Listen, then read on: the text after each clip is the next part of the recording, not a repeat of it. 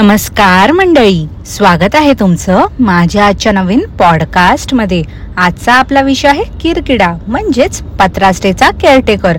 पण पॉडकास्ट सुरू करण्यापूर्वी जर तुम्ही माझ्या चॅनलवर नवीन असाल तर माझ्या चॅनलला सबस्क्राईब करून घ्या। सोबतच शेजारी असलेल्या बेल आयकॉनला प्रेस करा सो दॅट कोणतीच अपडेट तुम्ही मिस करणार नाही।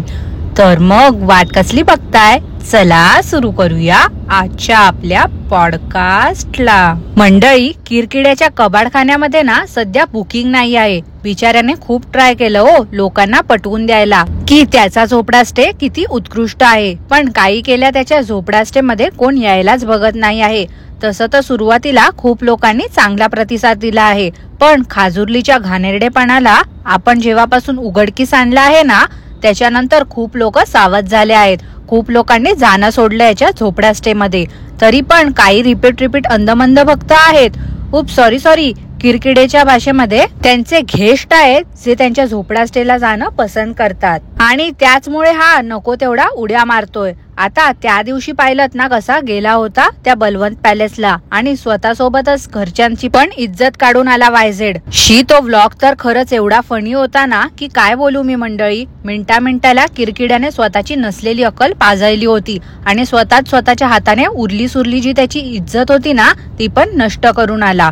मी तर याच्या अंधमंद भक्तांना ना ओपनली सांगते आता की बघा अंधमंद भक्तांनो, तुम्हाला जर रत्नागिरीला जायचं असेल ना तर त्या बलवंत पॅलेस मध्येच जा स्टे करायला। तुमचं जाणं सफल होईल आणि तिथे हायजीनची काळजी नसेल तुम्हाला, बिनधास्तपणे जाऊ शकता तुम्ही। ह्या किरकिड्याने ना एक चांगलं काम केलंय हो मंडळी, ते म्हणजे याने स्वतःच लोकांना तिथे जाऊन दाखवलं। त्यामुळे आपण आपल्या डोळ्यांनी बघितलंय किती टापटीप होतं ते सगळं। एकदम मस्त हॉटेलमध्ये असल्याचा फील येत होता। भलेही खिशातून 2-3 हजार जास्त गेले तरी परवडतील, पण दान वर्थ इट आहे। कोणालाही तिथे जाऊन पश्चाताप करायची वेळ नाही येणार। पण हा, किरकिड्याच्या झोपडा स्टे मध्ये जर तुम्ही गेले ना तर मात्र नक्कीच तुमच्यावरती पश्चाताप करायची वेळ येईल। कारण आता कुठल्याही हॉटेलमध्ये जर जात असाल तुम्ही तर ऍटलिस्ट बेसिक रिक्वायरमेंट्स तरी फुलफिल व्हाव्या अशी तुमची इच्छा असेल, नाही का? कारण की फुकटात तर जात नाही आहे कोण, पैसे देऊनच जात आहेत। आणि जर एवढा पैसा देऊन जातोय आपण तर सगळ्या फॅसिलिटीज असल्या पाहिजे का नको? पण ह्या झोपडा स्टे मध्ये बघा ना कसलीच काळजी घेतली जात नाही आहे। साधं पाण्याच्या बॉटल्स, ब्रेकफास्टचेही हे लोक ऍडिशनल चार्जेस लावतात। कोणाला जर एक्स्ट्रा साबण किंवा शॅम्पू हवा असेल त्याच्यासाठी यांना पैसे द्या। व्हेज थालीमध्ये एक्स्ट्रा लोणचं पापड घेतलं तरी याचे हा वेगळे पैसे घेतो। सगळ्या गोष्टीचे ऍडिशनल पैसे। तरी नशीब श्वास घेण्याचे पैसे नाही घेता किरकिडा, नाहीतर बोलला असता आमच्या झोपड्या स्टे मध्ये तुम्ही राहताय, इथे श्वास घेताय तर त्याचे पण पैसे द्या। पैशासाठी एवढा हपापलेला आहे ना हा माणूस की काय बोलू हो मंडळी मी तुम्हाला। तरी पण याच्या अंधमंद भक्तांना काय हा एवढा मेहनत करतोय ते दिसते ना, मला तेच समजत नाही। तरी नशीब आजकाल ती जुली फुली कुठे गायब झाली आहे, नाहीतर आधी उगाच फालतूच्या कॉमेंट्स करायची। अंधमंद भक्तांनो बघा, तुम्हाला चांगलं ऑप्शन आहे आता। रत्नागिरीला गेले ना तुम्ही तर बलवंत पॅलेसला जा आणि झोपडा स्टेला बॅन करून टाका। आणि जर तुम्हाला त्या ढापलेल्या रेसिपीजच्या ओनर किरकिरे काकूंना भेटायचंच असेल ना तर तुम्ही काय करा माहिती आहे का, घरी परत येण्याच्या आधी वगैरे असंच जाऊन या, भेटा त्यांना। पण तिथे अजिबात राहू नका, तुमच्या फायद्याचंच बोलतेय मी। बाकी ज्याची त्याची इच्छा, मी काय चांगलं सांगण्याचं काम केलं। ज्याला ऐकायचंय त्याचा फायदा, ज्याने नाही ऐकलं त्याचं नुकसान होणार आहे। आता त्या बलवंत पॅलेसला जाऊन आल्यावरती किरकिडे फॅमिली गेली झोपडा स्टेला आणि किरकिडा त्या भुबूंना परत बिस्किट्स देत होता। ह्याला ना कोणीतरी सांगा हो, माणसाचं शरीर आणि पशु पक्ष्यांच्या शरीरामध्ये जमीन आसमानाचा फरक असतो। जे आपण खाऊ पिऊ शकतो, पचवू शकतो, ते सेम प्राणी पक्षी नाही पचवू शकत। हा किरकिडा आपण जे काही खातो ते त्या भुबूंना देतो खायला। हा खायल का त्यांचं डॉग फूड? मी पण काय प्रश्न करते, हा फुकट्या खायल पण एक दिवस ह्याच्याकडे खाणं संपलं तर। डॉग फूड खायला पण हा कमी नाही करायचा। मला तर असंच वाटते, मागे श्रावण आणि मार्गशीर्ष मध्ये ह्यांच्याकडे जेव्हा नॉनव्हेज बनत नव्हतं असं हा बोलत होता ना तेव्हा याने लपून छपून ते डॉग फूड पण भातामध्ये कालवून खाल्लं असेल। काय रे या वायझेडचं आउटफिट होतं, एकदमच तो वाटत होता। तो म्हणजे कोण समजलं ना मंडळी तुम्हाला? मला माहिती आहे हो तुम्हाला समजलंच असेल। चाल चलन तर एकदम बाई माणसासारखी। आता त्या ढाई काकांना बिचाऱ्यांना किती पिडतात ते बघा ना हे लोक। शी, त्यांचे हाल तर बघवत नाही मला। हा त्या काकांना जेवढा त्रास देतो ना त्याचं फळ भोगतोय हा। आता ते सीएनजी लावल्यापासून ह्याला वाटते अपुनीच अंबानी हे. मेंगळट कुठचा सारखा ती खटारा लालपरी मुंबईला नेत असतो. कधी अशी ती गाडी मध्येच बंद पडली पाहिजे, मग बघू बाई माणूस काय करतोय ते. हा तर काही नाही करू शकत हो मंडळी, बसेल रडत एका कोपऱ्यामध्ये कोण येतंय काय बघत. आणि हा माणूस एवढा नालायक आहे ना की त्या बायकांनाही असंच टाकून जाईल, पण स्वतःच्या जीवाला फुलासारखा जपेल. जराही जेंटलमॅन क्वालिटीज नाही आहेत या तुलतुलीत कुमार मध्ये. वाढलाय म्हणून वाढलाय घोडा नुसता. बायकोला आणि सासूला खुश करण्यासाठी हा चोमू त्या जन्मदात्या आईची खिल्ली उडवत असतो.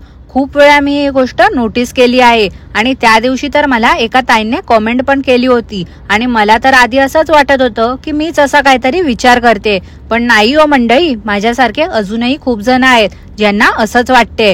ह्याला ना एक दिवशी असा चोपला पाहिजे ना चांगलाच की फालतूपणा करण्याआधी 10 वेळा विचार करेल हा.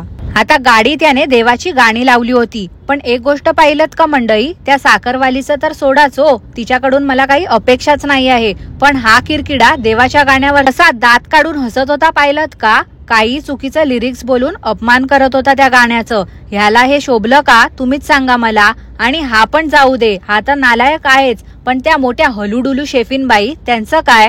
त्या काकूंना तर अक्कल आहे ना, एवढ्या वयाने मोठ्या आहेत त्या, मग त्यांनाही समजत नाही का.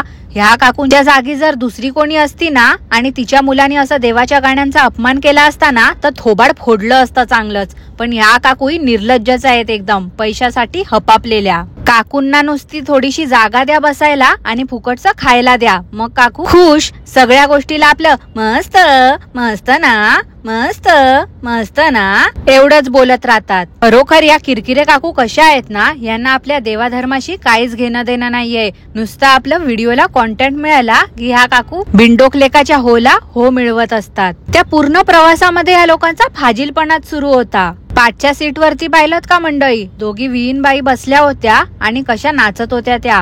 यांचं वय काय नि कोणत्या गाण्यावरती या नाचून दाखवतायत. त्या साखरवाल्या काकूंच्या फिलिंग्स तर बॉबी डार्लिंगला बघून जरा जास्तच बाहेर येतात. बाबा आजकाल काही खरं नाही आहे या लोकांचं. आपली ती खटारा गाडी कशी चालली आहे बघा, सुमू सुमू सुमू सुमू सुमू असं किरकिडा बोलला. आणि त्यावरती दात काढी साखरवाली बोलते काय तर गाई म्हशींना तुडवत. ह्या बाईला अक्कल आहे का हो मंडळी. ही बाई बोलते काय, ही आपली गोमाता आहे जिच्यामध्ये 33 कोटी देव आहेत आणि त्यांना तुडवत हिची गाडी चालली आहे. हिच्या गाडीची लायकी तरी आहे का त्या गाईला टच करण्याची. तुम्हाला एक गोष्ट आठवते का हो मंडळी, काही महिन्यांपूर्वी म्हणजे गेल्या वर्षीची गोष्ट असेल, ह्या किरकिड्याने त्याच्या रेंटेड फ्लॅट मध्ये भाड्याच्या सोफ्यावरती बसून रोस्टर्स अँड रिएक्शन वाल्यांच्या चॅनल सोबत जे लोकांना करायला सांगितलं होतं ना, ते आज मी ओपनली तुम्हाला सगळ्यांना सांगते मंडळी. कृपया त्याच नाही तर सगळ्या व्हिडिओंसोबत तुम्ही तेच करा. दिवसेंदिवस ना हे लोक आपल्या देवांचा अपमान करतायत. आणि ही आजची गोष्ट नाही आहे हो, एकदा केलं इग्नोर केलं, दोनदा केलं इग्नोर केलं, पण अनेक वेळा हा माणूस तेच करत चाललाय. मला जर वेळीच याची जागा दाखवली नाही ना, हा माणूस असंच करत राहील पुढे जाऊन. पण नालायक किरकिडा बोलतो आम्ही अशी गाडी पळवतोय की लोकांना वाटेल यांच्या मागे वाघ लागलाय किंवा कोणतरी यांचं मुंबईला मेलं आहे. किती रे किती अभद्र माणूस आहे हा. ह्याच्या जिभेला काही हाड आहे का. मुंबईला राहून राहताय कोण तर यांच्या चॅनलची मेंगळट सीईओ आणि त्या साखरवालीची मोठी लेक. स्वतःच्याच सख्या नातेवाईकांबद्दल हे लोक असं वाईट साईड बोलतायत. कसे आहेत यार हे लोक. अर्ध्या रस्त्यात पोचल्यावरती अरायव्हल टाइम बघून किरकिडा बोलतो आता आपल्या आयुष्यातले 5 तास राहिले आहेत. कुठल्या ग्रहावरून आला यार हा वायझेड माणूस. तिकडे हॉल्ट घेतला होता जेवणासाठी, तिथेही पाहिलत का बलवंत पॅलेस मधून चिकन पार्सल घेतलं होतं, ते खात होते 2 जण. आता एवढं कंटेनर भरून ते चिकन होतं. हे लोक झोपडास्टे मध्ये गेलेच होते ना, ढाई काका पण यांच्या सोबतच होते, मग त्यांनाही दिलं असतं न्यायला, तर ह्याचं काही कमी होणार होतं का. त्या बिचाऱ्यांना घरी जाऊन पण फुकट एकट्यासाठी जेवण बनवावं लागलं असेल. आणि एवढं आता हे लोक मुंबईला गेले आहेत तर त्या हेल्पर्सकडे चावी वगैरे दिली आहे, पण त्या काकांना झोपडास्टे मध्ये राहू दिलं नाही यांनी, परत त्यांना कुठेतरी पाठवलं आहे. मला तर असं वाटते ते ढाई काकांना त्या हसरी आणि नाचरी सोबत राहत असतील. कारण एवढ्या दिवसांमध्ये ह्याने ते रत्नागिरीचं रेंटेड फ्लॅट पण दाखवला नाही आहे. हल्ली तर ती भालू पण कुठे दिसत नाही आहे. मला तर वाटते ती पण पळून गेली असेल ह्याच्या फालतूच्या बडबडीला कंटाळून. मंडळी, किरकिडा मुंबईला आल्यावरती त्याने काय काय नवीन उचापत्या केल्या आहेत ते आपण उद्याच्या पॉडकास्ट मध्ये जाणून घेऊया. कारण की माझ्या फोन मध्ये स्टोरेजचा इश्यू आहे जरा. जास्त हेवी फाईल एक्सपोर्ट होत नाही आहे आणि ह्या तुलतुलीत कुमारवरचं पॉडकास्ट खूप मोठं असते. त्यामुळे आजच सगळं कव्हर करणं शक्य नाही होणार मला. त्यामुळे उद्या भेटूया आपण उद्याच्या पॉडकास्ट मध्ये. तोपर्यंत आजचं पॉडकास्ट तुम्हाला कसं वाटलं ते मला नक्की कॉमेंट करून सांगा.